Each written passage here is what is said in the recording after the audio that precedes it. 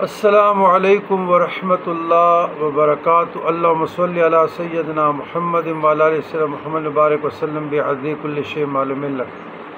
اچھا، پوچھا گیا کہ خواتین کے بیت،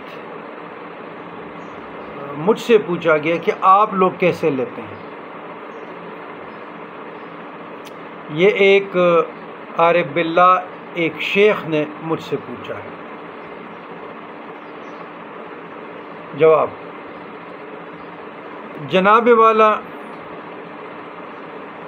ہم خواتین سے بیت سورہ ممتحنہ کے آخری رکوع پہ لیتے ہیں، خطبہ پڑھتے ہیں،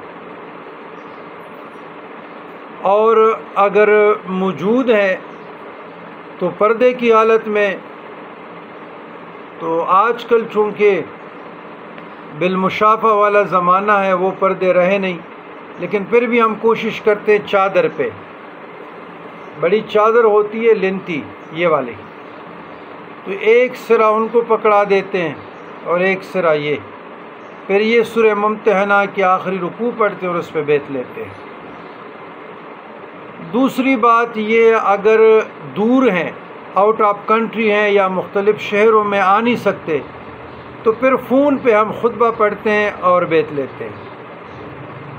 تیسری بات، ای میل کے ذریعے اور خط کے ذریعے بھی ہم لیتے ہیں۔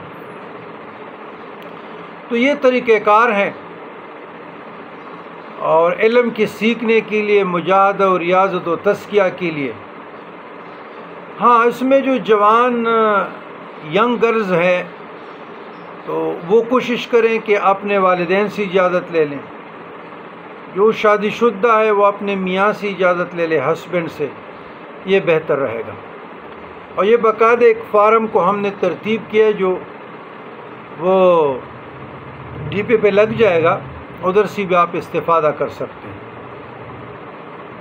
تو مرد اور عورت دونوں درجات میں تو برابر ہے نا جی، اعمال میں برابر ہیں، تقویٰ کی بات ہے، تو عورت کوئی بلا تو نہیں نا جی،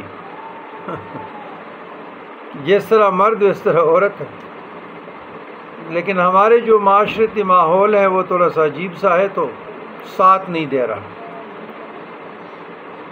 حالانکہ معاملات ایسے نہیں ہیں، سب سے زیادہ قرآن مجید فرقان حمید میں عورت کی بات ہوئی ہے، سورہ نساء، سورہ بقرہ، سورہ نور، سورہ مریم، ممتحنہ، طلاق، یہ سارے آپ پڑھیں تو۔ والسلام علی من اتبع الہدی۔